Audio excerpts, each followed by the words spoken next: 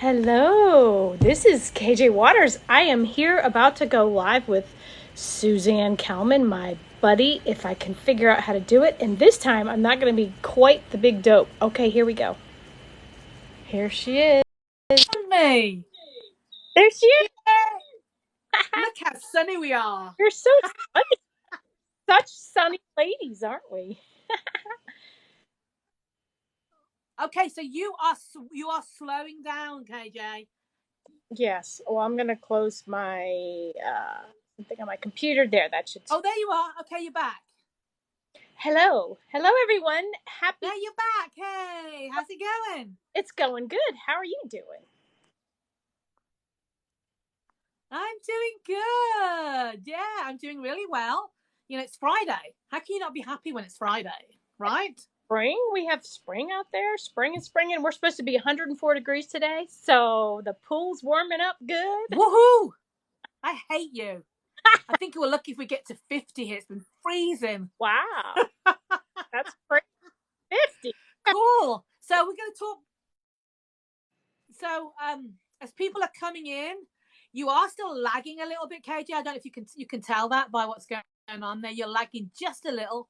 So we're going to be, hi, Patty Cakes. I'm glad you're here.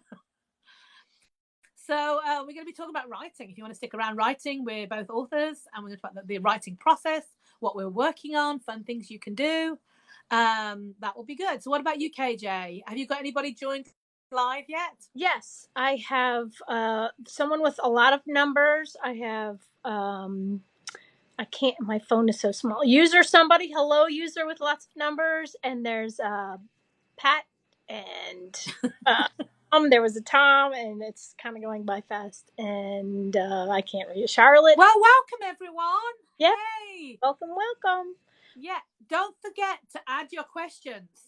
Add your questions for us if you are a writer, or you want to be a writer, or you're way down the line in writing. Ask us any questions. We don't promise we know the answer, but we will be happy to help you if we can. That's what we're here to do. We go live every Friday. Normally we go at midday, 12 o'clock Pacific time, and then we get that's 3 o'clock Eastern, but we're a little bit early today because I have an appointment. So, but please, we'd love to hear your questions, any comments that you have. Yes. So you want to do a little intro, KJ, and then we'll get going? Yes. We are Blondie and the Brit. I am the Blondie part of this equation, and she is, as you can tell from her amazing accent, she's the Brit. We've got a podcast on iTunes called Blondie and the Brit. We have 92 or 3 episodes of interviewing authors, talking about writing craft, writing, publishing, and beyond is our little tagline. So we're starting in the TikTok world now. We're trying to go live every Friday around 2 Eastern, and you could do the math on the rest of those. Today we're a little early, as Suzanne said, but I'm KJ Waters. She's Suzanne Kalman, and today we are talking about beginnings and endings of your book. Suzanne has some really amazing advice, and then we're going to talk a little bit later about promotion. Newsletters. We have there's a couple things that I've been doing this week that I just wanted to share with you all. So hello everyone that's coming aboard. I see a lot of names, a lot of initials, so I'm not gonna embarrass myself by trying to say numbers and stuff. But Jason is here. Megan is here. I'd quite like you to embarrassing yourself saying numbers. Master of Death is with us. Hello. Suzanne, why don't you start with you? The Master of Death. Has he got a question for us? Has the Master of Death got a question? Wow. Okay, you got some interesting followers over there, KJ. Dude, amazing people. Hello. So Suzanne, I want you to start with this great piece of advice. I'm writing a book called Blondie's Diner, and Suzanne's like, okay, here's what you do. You do the bookends thing. So I would love for you to share that with our followers here. Yeah, well, I'm actually working on an ending of a book right now, which is why I thought this would be a great topic to talk about today, because I'm right in that moment. And one thing I am always reminded of whenever I'm writing is my first, second drafts. Sometimes they can be really not bad, but just a little bit boring. And I want people who are in their first draft to know that, because that can really put you off. You think this is not good writing. And it really is about moving through that process. And one of the ways you can really make a book great is by giving the reader the payoff they expect at the end. A reader literally will put up with a little bit of a slow beginning, even a sagging middle, if you give them an incredibly cracking ending with a setup at the beginning. What do I mean by that? So I really believe that every book, the hero's journey, as we call it, should be set up so the hero is dealing with an inner conflict and an outer conflict. So you have to resolve both of those things in the end of the book. And so there's nothing more exciting. So, for example, in my book, A View Across the Rooftops, the first book that I wrote, which I think is over here somewhere, I had a hero in there who was in the war. There's his outer conflict, but his inner conflict was that he was shut down emotionally. So he was like within an occupation within himself. So even though he was technically freer in Holland because he was white and he was male and he wasn't Jewish, he could move around the city. He was very shut down emotionally. And what I did is I paired him with a character who was very free and open within himself, but was Jewish and had to be in the attic and held down. So when I got to the end of that book, we had to resolve both of those issues. Yes, the war had to end, and we had to feel the freedom of that as the reader, but we also needed to see that character through his journey through the book become opened up. And that is what I mean about giving a satisfying ending to your reader, as well as a setup at the beginning.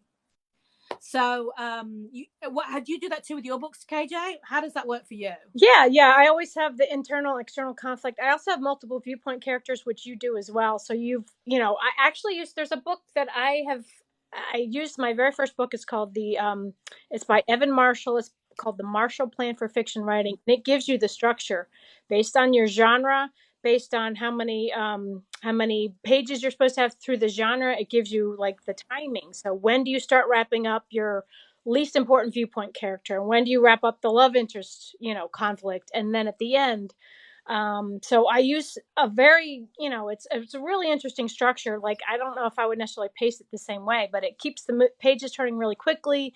You have a hook at the end of each chapter, but it allows you, and it kind of reminds you, oh yes, here's the couple things that you need. I also keep a list on my wall. I have a giant Post-it note as I have issues as I'm going through like second, third drafts, things that I make sure I have to like tie a little bow on at the end.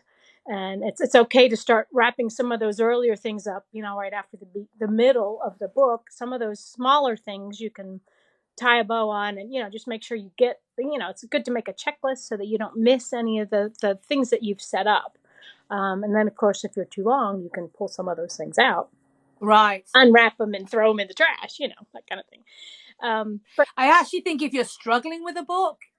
Yeah, I actually think oh, sorry, KJ. You were lagging. I thought you'd done. Sorry. I actually think if you are struggling with a book and you're in the middle and you think this is not very good, I would jump to the last chapter and write it, even if it doesn't end up being your last chapter. But sometimes I find I often write my last chapter pretty early on in the book, because then I know what I'm heading towards. But if you know how you want to feel at the end of the book, if you know how you want your reader to feel, it's like, I want them to now love this character who's been so confused and conflicted, and I want this person to be together with this person, and I want this to be resolved, then write that chapter, because often then you can then set that up in the beginning chapter. Then once you know where they're ending, I know it sounds weird, but actually finishing a chapter like that is really, really valuable, I find. So I will often write as I said, I write my last chapter. If you've read one of my books, my last chapter, you're probably reading the 900th version of it, because I rewrite, and knowing the importance of how that chapter is, I rewrite it many. Steiner. There's a visual of she lives in the mid-Atlantic, where they have camellia bushes, and in the spring they bloom all winter, and then they're starting to die. So as she's leaving this bad relationship, she's moving away. I'm sorry, I'm getting some notifications. The visual is of dying flowers dead on the ground. Their bees are flying around. And so at the end of the book, I have a visual that is the opposite of that. It's where they're planting new camellia bushes at a new place and a new life she's created. And it just has, like I said, the bookends. And I really love the idea of having the visual at the beginning and the end that match each other. You can see the entire arc of the character, all the things that they went through. You kind of see like, now she's in a new life where things are happier and she's got all the things that she'd been searching for. So it's a very distinct place to look at that character in her new life and see all the journey that she's gone through. And so that helped me just to know where I was starting and ending and then to kind of get to that spot. So in addition to all the other things that you were saying, but to have the visual bookends. So yeah, we call that bookending. So look at that first scene and set things up that are dying or ending in the first scene, and make sure that in the last scene it's the opposite. And flowers, that was a great way. And readers will notice that. I've had readers that are very important, but I really think out of everything, your ending is the thing that I would like to say. And I just read a few months ago a fantasy book, and I like to read the end ended. So it's really important too to hold on to little pieces. As soon as the question that everybody's asking is answered, I try and end my book as fast as I can after that. Normally it's in my very last scene that I resolute, that all my resolutions happen. Then I go straight into an epilogue normally, so people know what happened afterwards. But I very rarely let that happen too early. The whole, and like this was, I felt so sad when I read this, because I felt up until that point she'd done an incredible job of keeping me on the edge of my seat, creating an incredible world, compelling characters. It just finished way too soon for me. Right. So have you ever had that experience, Cage? Oh yeah. Now I had a book. I actually really enjoyed it. It was it's one of those unreliable narrator ones, but it seemed like every time you thought, oh good, now we know who did it, who killed the person, they had another ending and it twisted, and another ending and it twisted, and it seemed like half the book was just like new endings. It's like, let me think of everything I could throw at it, and they did, and I'm like, it would have been more satisfying to have a couple twists and then right, this is the real ending. It just seemed like a little like they were trying way too hard to surprise us, and I'm like, you can't throw the whole kitchen sink at it. You got right, a build up, and then like, and you know what, the reader expects a certain structure. Yeah, I'm sorry, KJ. Yeah, carry on. No, I was just saying, and the other, I'm sorry, I didn't mean to interrupt you. I'm sorry. I was just saying, I said the reader expects us. we have a laugh. We're stepping over each other. So I was going to say, I think the reader expects a certain structure. As much as we don't want to stick to a particular structure, a reader has a certain feeling in mind of what they want to see, where and what and when. And I don't mind people going against the structure once they've understood it and they've wrote that way. Because to say, I'm going to write something completely different is very, very brave. But you may find that you have mixed reviews. Some people deal with that. Yeah. So learn the structure. Know when things are supposed to happen. If you want to turn on its head, feel free to do that. But just know why you're doing it and how you're doing it. Don't just come up with something completely different that you've never seen, because you may struggle to write that, and two, it may not be received in the way that you would hope it would be received. So do learn. I think learning structure for a story is so important. So yeah, don't you, KJ? Yeah. And I was just saying, another structure, another one that Suzanne and I have talked about a lot is called Save the Cat. Do you know who that's by, Suzanne? Save the Cat story structure. It gives you the hero's journey, and it gives, like, I can look it up right quick. Yeah. I know that KJ is lagging a little bit, and what she just said was the structure is called Save the Cat. It was written by a screenwriter for screenwriters, and there's also a book called, I think, Save the Cat, the novel, and it gives you the structure for that.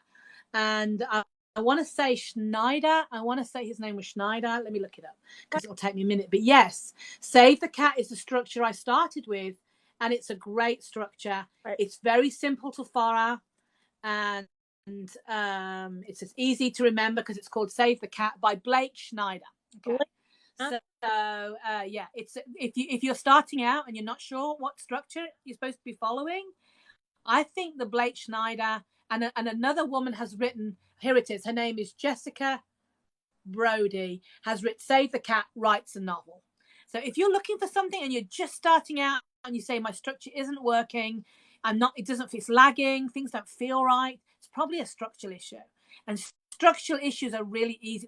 It may be more rewriting, but they're easy to fix. You go, oh, I need to get to this here, and I need that big twist here, and I need the, dark night of the soul here, and I need the resolution here.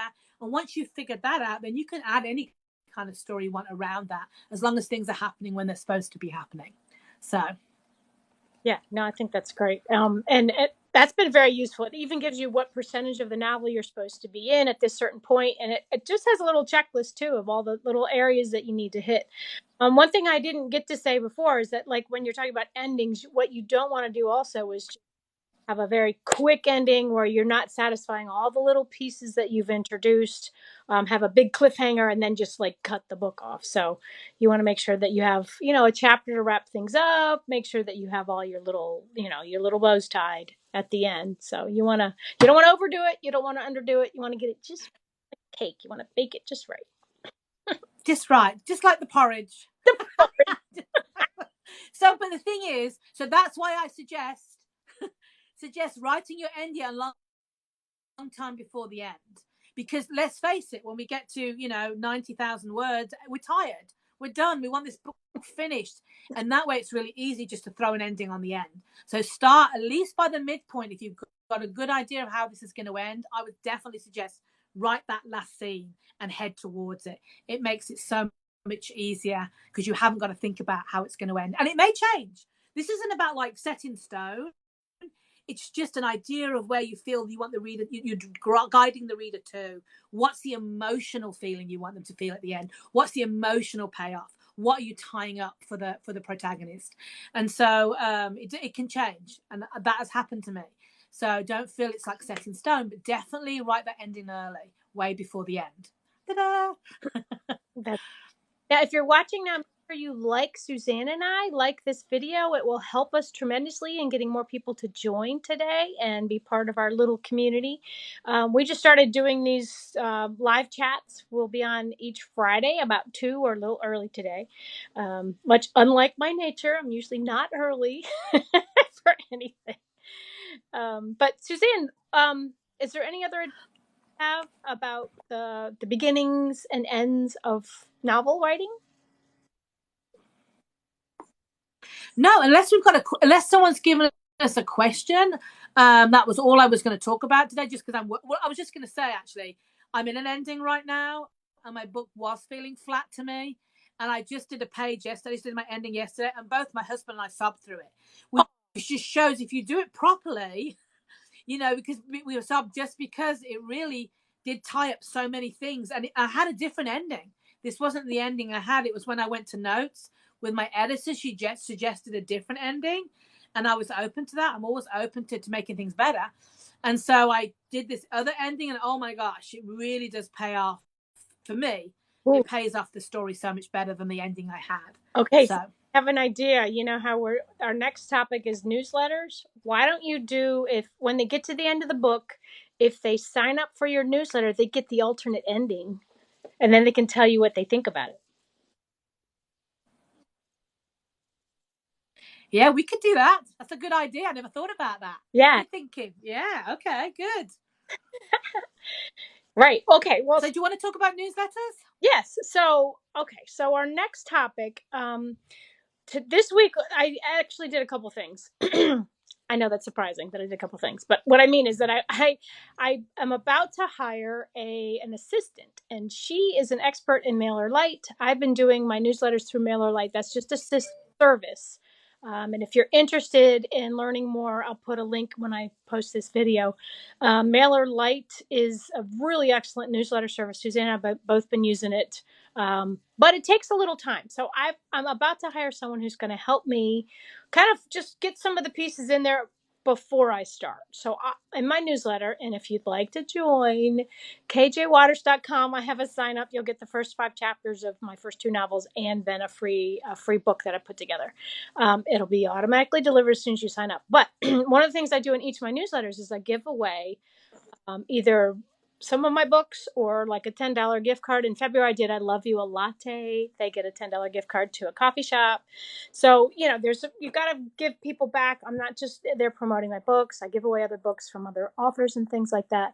But it takes a decent amount of time. And one of the things, if you're considering about doing a newsletter, Suzanne and I have both invested a lot of time into growing our newsletter so that we have enough people so that it makes worth the time that you're putting into it. And I did want to talk a little bit about some of the strategies we've used to grow that list. One of the things they obviously ask you to do is to have a reader magnet. So, like Suzanne's, if they've read this book and they want the alternate ending, maybe that's the enticement from the end of that book would be to send them to your sign up link, and they would get the. So just explain. So a reader magnet. KJ is explaining that a reader magnet is something. It brings the reader in, so that they want to keep. You want to keep that email person interested, and so it's something you give away for free. I know that in my book, I just give away a free reader's companion. It's like a companion where you can fill in the books you're reading and stuff. So it's always good to have some sort of reader magnet. I'm sorry, I just wanted to make sure people understood what that was. So carry on. Yeah, reader. Sorry. So ideally, reader magnets can be, a short story that you've written, or like I took my blog posts. I did all these trips to national parks and just had like little, humor type thing, and I put that into a book, and so they can either have that or they can get first 5 chapters of one of my books. Maybe you have a short story you've written that you'd like to do that. Sometimes you can give them an entire book for free. That's of course not the best idea if you only have one book and you're giving it away for free, but some reason that they want to give you their email in exchange. So you're giving them something for free and you're trying to build rapport with them so that, it isn't just like an ad every time you send a newsletter out. What other things have you seen other people do, Suzanne, for a reader magnet? For reader magnets, they've given away other people's books, which is kind of fun. They've also given away behind the scenes footage, photographs, things that are interesting, things they've cut from their manuscript, like you were just saying, the alternative ending. I've seen that as a reader magnet. And then I've seen things that you're talking about, giveaways, different things like that. But I think having something that connects, the important thing is always to remember that you're connecting with a reader. That's ultimately because you have a relationship, not because you're throwing a book at them. And it can be really challenging to work out how to do that. And I'm still figuring that out myself, which it was KJ was just saying earlier. She's now going to take on an assistant who can kind of manage that a little bit for her, because you, as a writer, you want to be writing. That's what you want to be doing, but you want people to know about your work, because if you're not writing, if you're not selling, then, what's the point of writing in some ways? So it's good to have that balance. But yes, finding great ways to connect your audience with humor and anything, or with something interesting, and definitely some sort of a magnet definitely helps keep them interested in getting to know you. That's what I always think about when I'm writing my newsletter. I think I'm writing it to that one person who's my best friend, who loves my books, who can't wait to hear what the next book's all about, rather than thinking there's 100 people on here and no one's going to want to read this and they're going to trash my email because we get too many emails anyway. Don't think like that. Think about your perfect reader and write them a letter. That's basically what you're doing. Yeah, and it's being personal. What are your? You're very good at newsletters, actually, KJ. I love your newsletter. Thank you, and I love yours too. Yours always have such great visuals, and you give them like a little update. I usually start mine with just like a personal paragraph. Here's what I'm working on now. Here's me and my niece at Yellowstone. Here's just stuff that I have going on. I also like one thing that I did my last newsletter is that I couldn't decide for town name. I kept in my manuscript. I had it both ways. It depended on how long it had been since I wrote a chapter and mentioned the town name. So I asked my audience, do you like Twisted Oaks or Tangled Oaks better for the team? And I had so many responses. People really like to be part of the process. So it's a good idea to get, pull them in. Okay, so I have like one of the bad guys in my current book is Chad. That's kind of like it's like the Karen of the male names. And so like I put it out there, like, what do you think? Is this a good bad? Any other ideas? Here's the generation he's in. It has to be a name that's from that you don't want to have it be like Harold or something and he's 20. Yeah. And did they like Chad? They had a bunch of ideas, but I could tell that my audience was a little Did old. they like Chad, the readers? They liked Chad, but they felt like some of the names they came up with were a little bit older. But yeah, they like Chad. Chad's kind of like, I actually, anyone who's watches The Bachelor, there was a guy on there that was drunk and very angry, and so I'm like, that's the guy. It's a perfect, bad guy name for, and he's not, antagonist. Yeah, bad guy names are hard, aren't they? I just, in my last book in Garden of Secrets, the one I just published, it took me a long time to come up with the ex-boyfriend who like kind of comes back into the scene halfway in that midpoint, that big twist. Her ex-boyfriend suddenly turns up out the blue. He ended up being Liam, and it took me a long time to get, because I quite liked the name, but there was also a side of it that felt like it wasn't warm and fuzzy. So I kind of, if you're a Liam, I'm very sorry, but it was like Sorry, it Chad. took me a long time to hit on that name though. It seems to suit him though, but it was a long time. I just, because there's so many sweet names like Matthew and Christopher and all these sweet, did never quite match the bad guy image. Well, you don't want to wreck a name that you love, or like, 3 books down, your love interest, and you're like, oh wait, it's the same name. You gotta. Well, in my book, I actually called one of my husband's. go ahead. My husband's name is Matthew, and in my second book, When We Are Brave, I asked him, look, I'm about to have a guy who has an affair on somebody. Are you okay with me using your name? And he was like, sure. But it was like, but it's weird because you automatically connect that person. But I like the name Matthew, so I was like, I'm gonna make him it, because he's not a bad guy. They've been through a real trauma, these characters, and it's just what's going on in their lives. But it just, he was the guy that broke our heart, basically. So I used my husband's name, which is fun. Well, in my first book, I have Jeffrey. Jeffrey, and it's my best friend at the time when I lived in Florida. She was like, I have the best bad guy name for you. It's my ex-husband's name. And so I changed it a little bit, but I was like, okay, that works. Like, she already hates him. And then, a lot of my reviews. Yeah, your bad guy does work. Yeah, a lot of the people that are on my reviews mention how much they hate the bad guy in my books. I'm like, well, I did something right. I got them to feel something. They absolutely despise the guy, and he does a lot of bad stuff. He's worthy of the name. Besides, I'll never. Yeah. That good guys. What do you guys think? What a good bad guy names. You guys know any good bad guy names that you like, and good guy names? Let us know whether you're watching this live or afterwards or even on Twitter. Let us know what is a good bad guy name, because I really struggle with those too. Yeah, and you could feel it, right? What else do you want to talk about, KJ? We've talked about beginnings. We've talked. Sorry, I'm just saying we're not going to steal those bad guy names, are we? We might. Yes. So share all the ex-husbands and ex-boyfriend names starts coming down the feed. Right. Of dude names. That's funny. Okay, so the other thing that happened to me this week that I thought was interesting is I had somebody contact me. She is a voiceover artist and wants to do an audiobook with me. She contacted me. She loved the reviews that I have. She was all excited about it and thought that they would sell really well. And she even offered me the royalty share.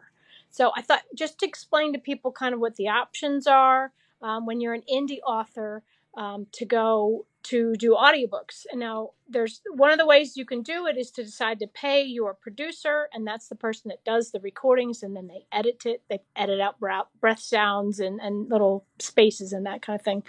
And that can go anywhere from, at $70 an hour up to $900 an hour. And it's based on how much that person can get. So the better known voiceover artists you have, the more expensive that they'll be, but they will bring a bigger audience. The other option, and that's what was offered to me, is royalty share, where I wrote the book and she does the audio recording. And, I make sure that, that I'm happy with it. If there's mispronunciations, I can give her some corrections and that kind of thing. But then we mark it together. Our royalties are split. So she'll get half, I'll get half, but I don't have any upfront costs. And I'm like, hey, that sounds pretty good, just because I don't have an extra $5,000 laying around. Maybe you do. But so next is now I have to find which platform I want. So there's a bunch of platforms. ACX is the one connected to Amazon. There's a royalty share component so that you and the producer go up, and then as it gets paid, they pay out to both people. There's Find Away Voices, which is what Joanna Penn recommends. I haven't looked into it enough to tell you much about it. There's other studios that you can hire where they find the voice actors for you and producers, and that usually those cost a lot more. You can have different actors for different characters, and of course that adds to the cost. But there's a lot of options, and of course if you're traditionally published like Suzanne is, or hybrid published, like why don't you talk for a second about how your publishers manage your audio books? How do my publishers manage it? Yeah. Who do they use? How does that come out? Oh, okay. Yeah. So they work with, they actually work with, because audiobooks are doing right now are selling really well. If you guys are thinking of putting your book in an audiobook, it's definitely worth it. And we work with, I think it's Audio Factory. I don't remember I'm sorry if I got that wrong. And they are a company in Britain, in England, because my publisher's is English. And basically it's really exciting process. I actually have one girl who's done 2 or 3 of my books now. And so we do tend to try and book her when we can, just because for the audience, I think they get used to the same person speaking. And so what will happen is my book goes to them. They will then contact me with any questions about things that pronunciation, things like that. And then they will send me, they will then book whoever's going to be the voice artist. As I said, I've already done a few, so I know the people that's there. And then they send me snippets of each character, which I love, because often, I remember once they sent me one and I said, she just sounds a bit too old. She is old, but you made her sound really like she was about to die. Could you make her a little younger? And like, for example, in my last book, I had somebody that was Russian in it, and I had somebody that was that ends up speaking English. And when she spoke English, she spoke at a much faster pace than she did Russian. And I said, I think that even though that you need to make it sound like she's speaking in a different language, you need to keep the pacing of the sound of her voice about the same, because I think that even when I speak in Spanish, I still speak at the same rate. I don't suddenly change my speed and tone, and the tone's a little different, but I don't change my speed. And so that was some feedback. So those are the kind of things you can do, is go on and give them feedback based on how you can't get set on a character, how they are. I quite like the surprises I get from, particularly minor characters. When they come back, I go, oh, I didn't know he was from Norfolk. He is. You know what I mean? It's like, but it doesn't, I don't mind, because I love the way that adds to it. And if they're a good enough audio book reader, and I would suggest you go listen to a bunch before you sign anybody. You go listen to a bunch on Audible of that person reading, because they'll be reading different genres probably if they've done a lot. Go listen to it and make sure you like the tenure of the voice, because as a constant audiobook listener, that's how I read all my books now. A reader can put me off in 5 seconds. It can be an incredible book, but if that voice is grating, or a certain pace, or a certain tone, I can't listen to it. It drives me mad. And so it makes sure that you don't feel like that when you're booking your audio person. Sure.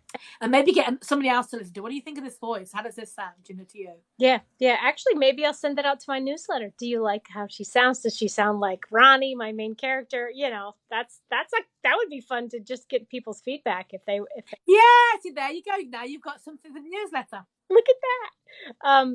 The other thing, like I know on ACX and Find Away Voices, is that you can put out a bid. So you write up the blurb of your book, you put up the cover, and then you have a bid out for the voiceover actors to come and they record. I think it's I don't know.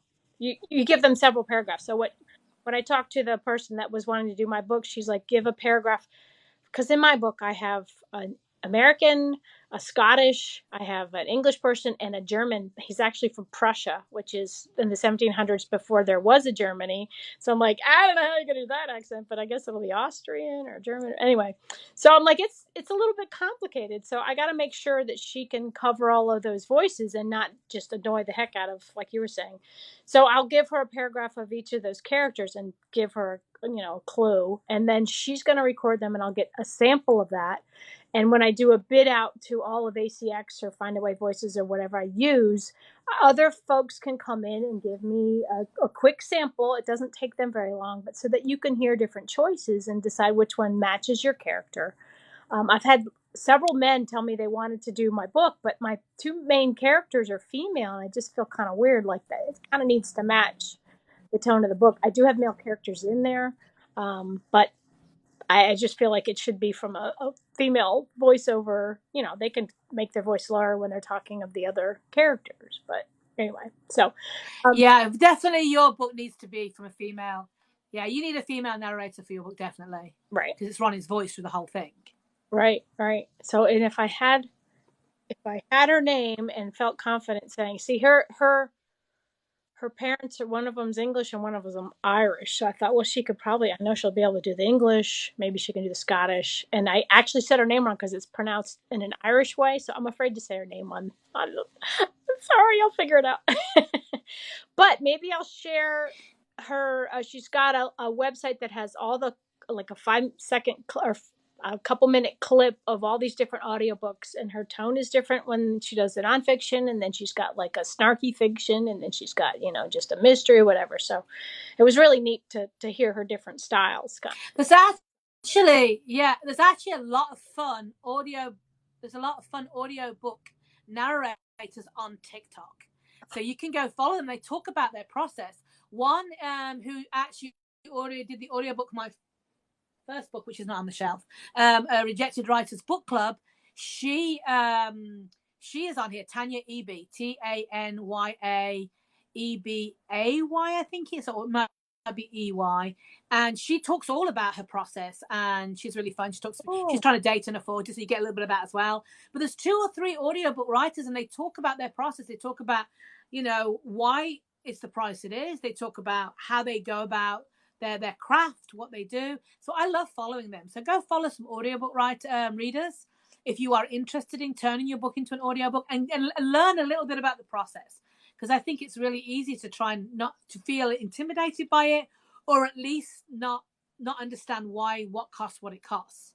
And you have to be happy with that voice. It needs to make you feel like it really brings, and even if the voice is slightly different in your head, just make sure that it brings some life to the character you wrote, in the way that you want it to. Right. And my book is, I have 3 books in the series. I'm writing number 4. I better like her, because I'm gonna hopefully want the same voice for the other people, because the characters. Yeah, exactly. It's an important thing to find. If you guys know of voiceover, or maybe you do voiceover and you're interested in talking to me or any of these other folks that are going to be watching this, please send me an email. I'm at kjwaters.com, or you can find me on every social media platform, including TikTok, and I'll post this on Twitter and Facebook places. So I happy to have any of your comments. If you want me to tag you when I put it up to get bids, I would love to hear different ideas. It would be very exciting to find more people. And your experiences too. Yeah. If you've actually had an audiobook reader, we'd love to know your experience. How did you find them? How did you enjoy working with them? I've always had great experiences with all of my readers. They're very respectful of the work. And one thing that Tanya was telling me that I didn't realize on TikTok, she was saying they read every single word. And which is interesting, because I was listening to one of my books the other day, just because comparing something, and there was a word in there, and I thought, ooh, that's not right. But she read it anyway. And I thought it was just, it wasn't correctly, the grammar wasn't quite, it was just a word that was misplaced, and which happens, of course. But she read it because it was there. And I said, so you need to make sure that you do a good edit before you give it to an audiobook writer, because they will read every single word that's in that book. Yeah. They're very respectful of the writer's process. Yeah. That's good. Well, I guess they have to. Yeah, that's been my experience. I'm not saying that everyone, but that has been my experience. Yeah, you can change the story a lot by moving a couple. Yeah. So you got to be careful. Cool. Does anyone have any questions for us? Well, exactly. Could get very scary. Yeah, absolutely. Yeah, we'd love your questions if you have questions, or maybe you want to tell us of an audio person to look up or endings. We were talking about beginnings and endings in the beginning of this. A bunch of people are joining. I see lots of names. I just we would love for you guys to follow us and like this live video so more people can get to see it. Suzanne, do you want to give them your website so if they want to sign up for your newsletter, they have a chance to? Yeah, if you want to join my newsletter, it is SuzanneKelmanAuthor.com. If you go to my website, you can click on, there's a book there where you can get the free Reader's Companion, which is my reader magnet. We were talking about that earlier. You click on that and that will sign you up for my newsletter. And you can unsubscribe at any time. I'm not holding anybody hostage. So go in and it just tells you what books I've got coming out at the time. I normally throw it up when I'm on sale. You know, if I've got something on sale, because I like my readers in my newsletter to get my books at the best price when they're there, because I appreciate their following me. So Suzanne Kelman, that's SuzanneKelman, author.com, and please come over and say hello. And on here I'm Suz Kelman, just a Suz Kelman, so just no Anne, SuzKelman, and come follow me there too. You know, I'm all like KJ, I'm everywhere. So there's not, you can't hit a social media platform and not find me. So go say hi, whatever is your preferred place of being. Yeah. And I'd love to hear you if you've got any comments about what we're doing or anything you're interested in, topics you're interested in hearing. Like KJ was saying earlier, we try and go live every Friday for about an hour. We're actually an hour earlier today. Normally it's 12 p.m. Pacific, 3 p.m. Eastern, but today I have an appointment, so unfortunately I have to leave a little bit earlier. But we didn't want to not do Blondie and the Brit today in case people were waiting for it. So as I said, normally at 12 o'clock, and hopefully we'll get to connect with you guys. It was really fun talking to other readers and writers. Yeah, absolutely. Well, is there anything else that you want to cover, Suzanne? What are you doing this week? What are you doing for writing this week? Just so we can chat next week about it. Yes. So this week I am going through doing edits on this first draft. So it's officially my second draft. My goal was to get up to chapter 30. I'm on 27, which is my lucky number, but I didn't get further than that. But it's just going in and making sure that the chapters are tight, fixing the words. Some of it I found, like a couple chapters, I merged them together because it was me not sure what I was writing that day. But it's going really well. I'm enjoying it. It's a good story. I'm excited about it. I might do what you're saying, is to go start back at the end chapter so that it's really fresh as I'm in the middle, to make sure that I'm catching all those little things I want to wrap up. So I think that's a great piece of advice. What about you? What do you? And it just makes it better because you have a lot more time in it. Yeah. Yeah. What about you? What'd you do this week? Good. Well, I'm actually in the middle of doing notes. So I'd set my officially first draft. It's all my publisher gets my third draft because I would never dream of sending her my first draft. It's really bad. And so people, in your first draft, do not beat yourself up. It's supposed to be bad. So she gets officially my third draft when I've kind of really hopefully got the structure in place that I want. And then she sends me what she calls notes, which is basically, like she said, this character's too mean. We need to make him nicer. This character, I want to see this. I want to see some more depth in this affair. I want to see, she just kind of gives me general overview notes of what she wants. And I actually love this part of the process because it feels like we're doing it together, which is really fun. And actually, it's almost like developing these characters, and they all almost become like different characters. It's kind of fun for me. So I'm actually doing that. I've got another 2 or 3 weeks of that. I just wrote like I said, I wrote my last scene yesterday, which is the way she asked me to maybe look at changing my end scene. My editor's very respectful. She doesn't say, you got to do this. She's more like, here's a suggestion. Why don't you try this? Yeah. And I like that. I think that it's really easy once you've written something to not want to change anything, because you're like, it's perfect, I don't know anymore. But the reality is, going back in and really tightening some of those scenes, changing things, will really up the quality of your book. So please listen to people when they've got those comments, particularly if it's structural, because I think if you've not got your structure right, that often is what you'll lose the reader, because they don't know what's going on, or you can get lost like in that midpoint. So it's a really good point to try and make sure you've got your structure good and strong. So I'm going to be working on notes this week, and hopefully I'll have some sort of a book I can send back to her at the beginning of June. What's your book? Are you allowed to say it? I'm not yet. She doesn't like me to announce the name of it yet, but I can tell you it's about these incredibly brave female pilots during World War II, and it's very, very edge of your seat stuff for me. Yeah. Because I always write World War II, but normally, the last book I was in a secret garden. It was very cute. This one, we're actually up in the sky a lot of the time, dealing with Hitler. So it's kind of a fun book, and all the on that. She's up there with her sister, so we've got these like these like what do you call it, character things going on, and she has a boyfriend who's also a pilot. So it's like there's a lot going on in it, and it's very exciting. And I take the reader through a lot of the training of how they were trained, these female pilots, and it's really exciting. I mean, even for me, I learned so much doing it. But yeah, it's a story about female fighter pilots during World War II.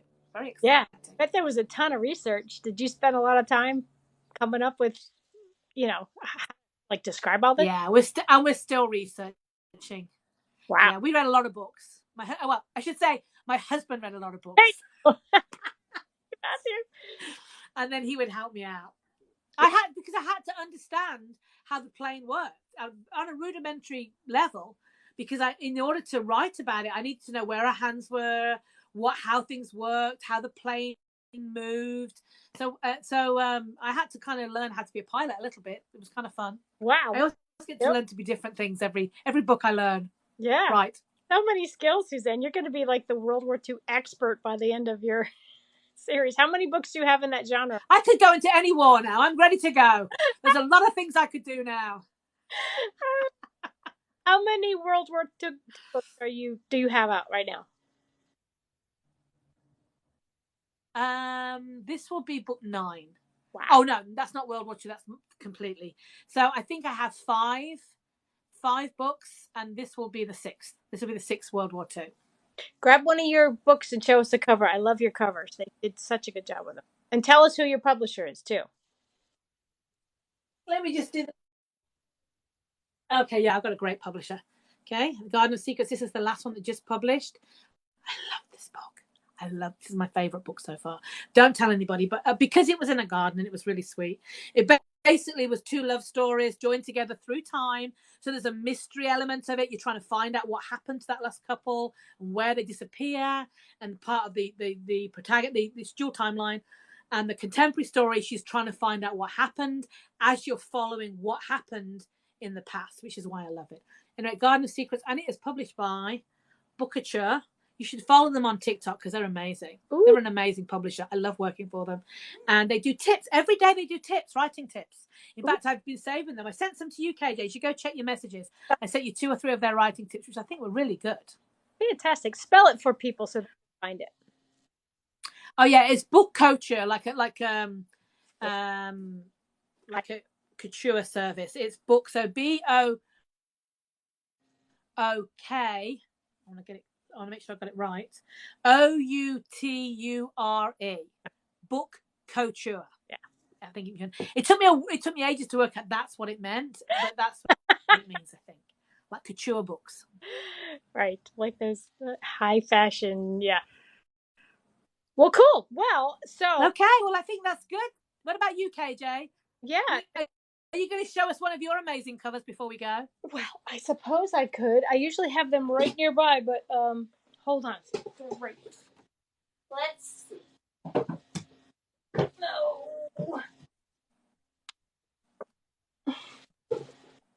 And in fact, what she's saying that you can actually pitch Bookature right online. You don't have to have an agent, by the way. Ooh, I think this is my favorite cover so far. Yeah. I mean, I loved Stealing Time, but I think Killing Time is just beautiful. Thank you. Yes, this is Killing Isn't Time. that marvelous? My latest book came out in September. It's kind of a big boy. You know, they always do that on TikTok where you get to see the inside as they're paging through. But anyway, yeah, this is my time travel. Now you have to hold it like this. Oh, yeah. And then you say, what book am I reading? And then you do the thing, flip thing. I haven't done all this. No, maybe it's this way. So you can't see what book it is. It's this way. Then you do the flip. We'll practice. Here's the But this time travels back to meet Jesse. So if you're interested, Killing Time, KJ Waters. Anyway. Well, next week, if you guys have ideas of things that you want. Well, it's lovely to hang up. Go on. I'm just saying next week, if anyone has ideas of things that they want us to cover or ideas of things that they give us advice on things, we're way open to hearing. We don't claim to know everything. We know things that we know, and we are always learning. So share your ideas and we'll try to cover. We can do a little research or, whatever. What says you, Suzanne? We're always interested in connecting. So connect with us. Let us know what you're writing. If you're not, what you're reading. And we'd love to chat to you next week. So we'll be up. This will go up maybe on Twitter. I'm not sure how that's going to go. And other social media platforms. If you missed some of it, hopefully that will be up. And we'll speak to you again soon. So take care. Have a lovely weekend. And we'll see you next Friday on Blondie and the Brit. Sounds good. Bye. Bye-bye. Now I just know how to shut it down.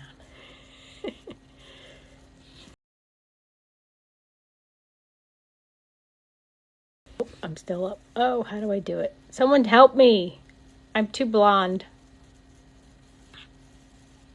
Nope.